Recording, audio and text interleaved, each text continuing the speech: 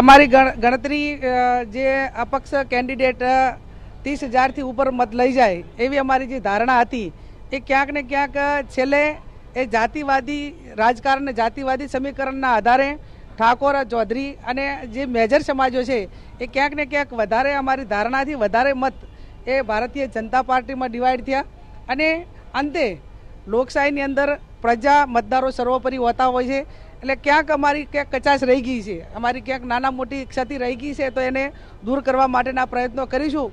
પણ કોંગ્રેસના કાર્યકરોને વિધાનસભાના મતદારોનો હૃદયપૂર્વક આભાર માનીએ છીએ અને ખાતરી આપીએ છીએ કે હાર અને જીત એક લોકશાહીનો ભાગ છે।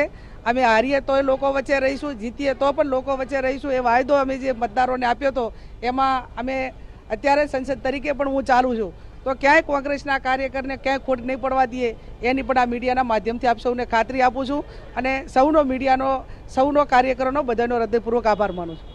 Thank you. ગેનીબેનને આપે સાંભળ્યા કે પ્રજા જે નક્કી કરે એ ખરું। જો કે ગુલાબસિંહ રાજપૂતે પણ ખરાખરીનો અહીંયા જંગ હતો અને તેમાં કાંટાની ટક્કર તો આપી છે, પરંતુ આખરે વાવની બેઠક ભાજપે આંચકી લીધી છે।